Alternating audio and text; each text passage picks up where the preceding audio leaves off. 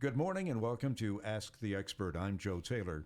This morning, another in the ongoing series of programs presented by the Northwest Regional Key Program for Quality Early Learning. The program, through the Northwest Institute of Research, oversees a grant from the Office of Child Development and Early Learning at the Pennsylvania Department of Human Services and the Department of Education. The goal of the program is to improve the outcomes for young children as they prepare for school. John Posa from the Pennsylvania Key is the host of the program and is with us throughout the series. And John, we have a couple of people on the line this morning, right? Who are they? Yes, we do, Joe. Good morning. This morning we have two guests from Saltsburg, PA. That's in Indiana County. We have Julie Obney and Kim Ferguson. They are Title I reading specialists at the Saltsburg Elementary School, and that is in the Blairsville-Saltsburg School District. They are going to be on the program to discuss their Race to the Top Early Learning Community Innovation Zone project. So welcome to the program, Julie and Kim. Hello. Hello. Good to have you on. You know, obviously the Community Innovation Zone projects are innovative, just as they are by name. And you are doing a rather unique program that's having some definite impacts and outcomes that are helping children. You are creating a systematic, community-based approach to addressing the needs of students showing early signs of dyslexia. So tell me a little bit about how this whole program and how you got this project started and where you came up with the idea where the grant could actually help in addressing this issue. Okay. Well, this is Kim, so I'll go ahead and start because I've been a reading teacher longer than Julie has, but early in my career, I could see that kids weren't learning to read, and I didn't have the tools to figure out why they weren't reading. And I've done a lot of research, and I just tried to figure it out. And eventually, through a lot of research and talking with a lot of people, I realized, maybe this is dyslexia. And what is dyslexia? And initially, it was hard to find out, is it dyslexia? If it was dyslexia, what would we do? So, from my end, it was a lot of personal research and looking into it and talking to people, and then eventually getting some training in how to intervene with dyslexia. And we've come a long way now. But I learned how to do some dyslexia interventions. But what can be tricky is, it's a small group thing, to help kids who are dyslexic or show dyslexic traits, I should say. To change things for them, you would need to be in a small group setting. And that's where, we started to realize we're going to have some challenges in a public school, just trying to get those small groups going. And some of the identification process, who would we work with, and what would be the appropriate strategies to use for individual groups of kids. So this grant has given us the opportunity, one, to get more training. Two, we had a dyslexia program in place. We had the Barton Reading and Spelling System that we were using, but we needed more staff. So we were able to hire a sub to help us out to have more small group time. And we also wanted to bring some teachers on board to understand what they could do in their classrooms to help support students who show dyslexic tendencies, and just simply to be more explicit in phonics instruction. And then another component, which is awesome, is being able to go to the preschools and start working with kids with, maybe some language issues, because that's how it will present initially. We'll see it sometimes in language or hearing the sounds in words. Right. Now, one of the things, let's just make it clear to our listeners that there is not necessarily a cure for dyslexia, but it's definitely, if it's identified early, it can be managed. So I don't know, Kim or Julie, do you want to kind of touch base on how you identify those children and how the assessment process goes in terms of the kids that you are working with? I can answer that. This is Julie. We start early, and what Kim had mentioned is when students are younger, we start to see that there are some language difficulties, and we start in reading. The first place that we look at is called phonological awareness or phonemic awareness, Mm-hmm. and that is having children rhyme. Can they hear the first sound in words? Can they break words apart into individual sounds? And so as we look at our students in the preschool or in kindergarten, we're starting to look, is that difficult for a child? After we teach them how to do it, is it still difficult for them? So that's the first step for us when we see younger children, to identify them. In a public school, the best way when they say about determining who is dyslexic, the way that you would do that is you would put them and give them a brain MRI. And so in a school district, we would not do that. And so that's why we say the term that we see students with dyslexic tendencies, because we're not able to medically diagnose them dyslexic. But there is a list of things that you look for as students are in the school. And so now that we know this list, it's much easier. We're pretty sure when we say, yeah, that child probably is dyslexic. They show dyslexic tendencies. As students get older, they have difficulty having fluency when they read out loud. They are typically slow. They are not as accurate. They struggle with sight words. And it actually then travels over to different things that we would not even think about. They may have trouble tying their shoes. They might have trouble telling time. So there's lots of different things that we can look for that tell us that a child probably is dyslexic. I'd like to ask you a question about the classroom scenario. I remember many, many years ago being in school and watching in a classroom a student who otherwise seemed intelligent, struggling to read, and the teacher being impatient, dismissive, if not downright insulting to the child. If I were to walk into an elementary school classroom today, watching the same child struggling to read, and this I'm talking about just a general classroom, what would I see? How would this situation with a child obviously struggling be handled? I'm so glad the first thing that you did say, which I think is extremely important for everyone to understand, is that dyslexia does not discriminate, is what we say. And so we see students, also very high IQ students, who could have dyslexia. And so we see it in many different children. And so I think that's important to point out. Now, that definitely wouldn't be the case. We have so many interventions in place, and what Kim had talked about is the small group setting is just very important for these children. This past year, we were able to, through the grant, have many teachers receive an Orton-Gillingham training, and that sort of is showing different ways to create a multisensory technique, or to create Like a learning environment. Right. Multisensory. And so that would be to make things more hands-on for our students, and that's the best way for them to learn. Kim, do you want to kind Well, of jump another in? thing we wouldn't do is I would never, like if and our teachers are sensitive to this, if the child has some struggles with reading, we wouldn't ask them to read out loud. Right. Things that, like the math test, would be read aloud and possibly to everybody. Or, a child has the opportunity to raise their hand and say, hey, could you read this aloud to me? That small group time we're talking about, everyone goes to a small group time. If you need enrichment or intervention, we break the kids into groups, and the kids don't even realize who is being taken out for an intervention program. They just see it as small group time. Everybody goes somewhere. So there's no stigma to having a special small group time, and the teachers are aware of the students' needs. Right. We try to close the gap as best we can.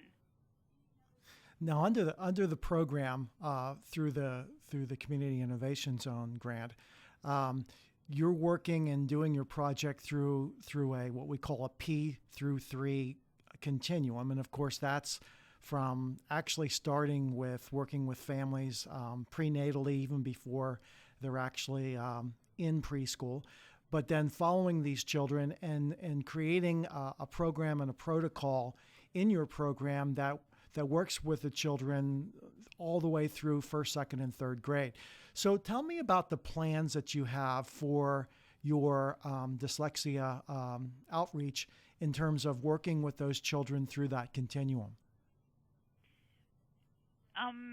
Okay, so the very basic, at the very beginning, we have actually a district liaison, which she's a liaison for our district for birth to pre-K. Right. And she's in contact with all of the doctor's offices in the area, and she provides free books, lots of information. Our school website has links for early childhood, and we also, by working in the preschools now, we're collecting data on students in the preschool program and trying and have meetings with parents and to giving them ideas of what they can do to support their child and some of these early learning activities that Julie was talking about, the rhyming, talking language experience, discussing what happened in a story, why it happened, making predictions what could happen next, trying to engage them in literature so that they're ready for reading comprehension, because reading comprehension, which is another component, is actually language-based. You have to have the oral language skills in order to visualize things in your head later to read. And, it was interesting because Julie and I got to go to the special ed conference this year. Right. And we, listened to one of the presenters, Dr. Lori Cutting, explaining, how reading comprehension is so much of a language-based process. And hearing that, it made it all come together why, again, for so many of our kids, if they haven't been read to, even if they, didn't show signs of dyslexia, we could still see later, why is this child not succeeding, in reading comprehension or performing well on the standardized test later on. Without that base of having a lot of time spent reading aloud and language development, you can still see issues. So it's very complex, how children read and how to get everyone there. As parents and grandparents reading to our kids, what should we look for to indicate that the child may be dyslexic, and at what age would we begin to see that maybe there is a problem and the traits of dyslexia? When they're younger, I think that it sometimes would be, like we talked at the language, that they would have a hard time answering some of your questions. A lot of it, I think it's easier to see as they get a little bit older if you would be reading to them at home, or especially having them read to you. One of the signs that we see in kindergarten is that students have a very hard time recognizing their sight words. So that would be a word that doesn't follow phonetic rules, like the word the. And we notice that even though they keep on seeing the word the, they just can't remember what that word is. Or Right. to name the alphabet letters, to quickly, I call it look, say. I see A, I say A. You know what I mean? So the inability to quickly recognize those letters. Now, typically, a dyslexic child has very good listening comprehension. So it can be surprising to people, oh my gosh, I can't believe this. He seems like he's so on. Right. But and so to be honest, like the comprehension component, that's actually more rare than the being able to read or identify the alphabet letters. When we look at a kindergarten child who isn't rhyming, who is really struggling to look at cat, and maybe they can say ka, and maybe they can say a, and they can say t.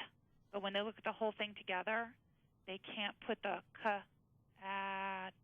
They can't put that together. Right. So has phonics, can't put it together, has trouble recognizing the alphabet letters, can't do the rhyming. If I asked you the first sound in a word, that was the first sound you hear, but I don't. If they can't tell us that and they can't hear each individual sound, those are all flags for us. And especially Kim just mentioned the rapid naming, where you would show them the letter Z and you would want them to quickly say Z. That's really important. And if children do not know their letters, something that we can do just for an initial is to show them colors once they know that. And even just recognizing quickly pink, red, blue, brown, that comes into play later on with reading when they do look at the word and they're able to blend it quickly. Can they rapidly recall something that they've stored away? And so for us, if we see issues there, that also is a red flag. Right. I am glad that you brought up and showed the difference between reading comprehension and listening comprehension, because they are two different things. But In terms of dyslexia itself, in terms of the reading comprehension, if left untreated or undiagnosed early on as a child becomes older, in what ways can it affect their ability in terms of say a child is able to read and can understand words, but as they read, if you ask them sometime later, what was it that they read about, they have difficulty in relaying what they learned. How do you work with a child, or is there anything that can be done to improve that reading comprehension? Go ahead, Julie. The first thing I was going to say is just so that the listeners know that most of the time, the children that we deal with, it is more of a decoding issue. Right. And so it is the phonics issue, and so I'll kind of address that first. What we do is as they enter kindergarten and we see all the signs, the most important thing that we can do is get them into a systematic, explicit phonics system. Right. And that would be so that they need a rule for every single word. When do I spell with C? When do I spell with K? Reading and spelling go hand in hand. And so as we teach them these interventions, not only are we teaching them to read the word, but then we're also teaching them how to write the word. And I think that sometimes is a component that is not always included, and it is extremely important. And a lot of times the writing piece is even harder for them. And so that is the majority of the students that we see, and that's what we deal with. The other end is a small population that they can read. They're fluent. They are accurate. And when you come to the comprehension questions, that's where they sort of fall apart. And from going and talking to the Dr. Lori Cutting, she had said that a lot of that, what we had said, goes back to the language base. I worked with a student this year who was in 5th grade and had that struggle. And so what we did was we went back to the beginning, and I still used 5th grade text. I read the entire text to the child and then verbally asked the comprehension questions and sort of started there, and we built upon that. But it is something that we need to continue to work on because it is very difficult. We try to teach them to visualize. A lot of times with those older kids, we read this paragraph, and that's it. We'll discuss it. I mean, it could be even if the child is really struggling, we might just read the sentence. What did that sentence mean? Go on to the next one. But try to get them to visualize. And we use graphic organizers in the classroom, so it's a written setup so they can look at it in a visual way, what Right. they just read, the who, what did they do, what are the key ideas, and we write them down as we come upon them.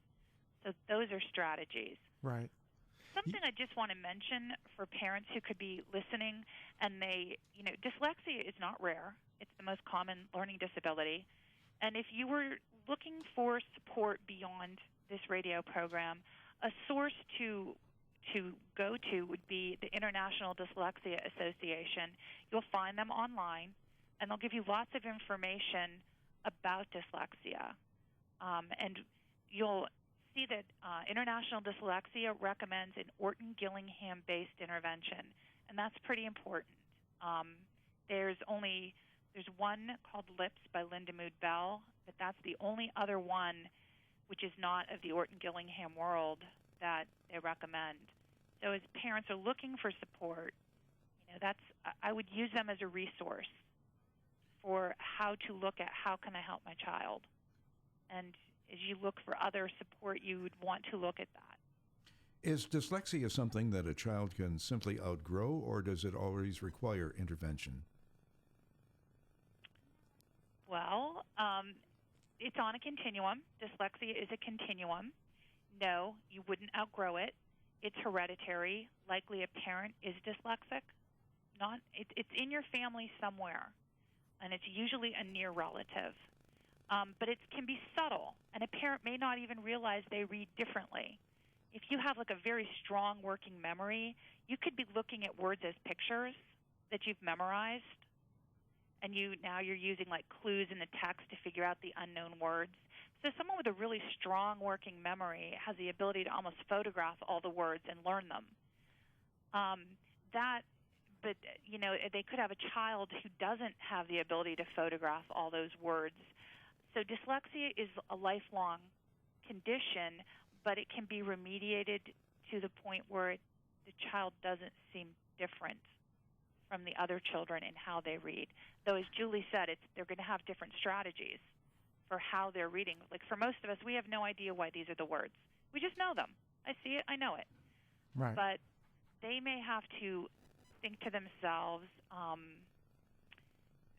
Explosive was a word a little boy I work with in the morning was working on, and he might have to say, okay, this word breaks between the X and the P, so it's explosive. No, I'm going to break between the O. The O is long. It's okay. I don't think that's explosive. Explosive. Mm-hmm. It's like that. Whereas for the rest of us, explosive. Right. But not for him. He knows now, because I've taught him, that that's not a long I. The E is there just to hold the place so V can end the word. And these are all things, he's had to be taught. Right, right. And just jumping in very quickly, another important thing that parents can do to help their child, really for any reader, is to continue to read to them because of the vocabulary component. If that child did not know the word explosive, he wouldn't know if it was explosive, explosive. And so the more that we talk, Right. and the more that we talk to our child and teach them these words, the easier it will be for them to then recognize what the word is, especially when they get to the larger multisyllabic words that we might not use every day in conversation. And so if there's anything that a parent can do for a child, it's definitely them reading at home, but also the parent reading to the child, reading them maybe a text they might not have been able to read on their own, to give them new vocabulary and to better understand stories and their structure. Well, the thing that's so great about the program that you're doing, it's almost like Saltsburg was a perfect place. Not to paint a picture that you have a lot of dyslexic kids, but I mean, it's a very rural school. And so you can work with a smaller population. And that also, sometimes means that, it's easier with maybe fewer families in having that direct connection with the families and working with their children. So, I really look at your school as being sort of like a pilot for this, and I'm sure you would hope to see it that way as well. Well, and that's another good point. The state does have a dyslexia pilot. They're working on it now, how to use dyslexia interventions in the public schools, and they are working on that in somewhat similar. To be honest, we're paying attention to what they're doing, right, and trying to copy them, to the best of our ability, because we want to see, how many kids can we address in a public school system that can really support them? Because as you said, if they go unremediated, I am concerned. They will have less opportunities for employment. They will have less opportunities for college. My goal is that I just don't want reading to be anything that stops them from their dreams. Absolutely. Well, I'll tell you what, it's just all part of the importance of early childhood education and children being ready for school, period. And so this is just another component that is so important. So our time is up. Julie and Kim, thank you so much for being on the program and talking about this very important program that you're running, and hope to have you back on the program again. Okay, well, thank you. Yeah, thanks for having us. And that's our program for today. We'll be back in 2 weeks at this same time. In the meantime, you can go online to learn more at papromiseforchildren.com. For John Posa and the Northwest Regional Key Program for Quality Early Learning, I'm Joe Taylor. Thank you for listening, and have a great day.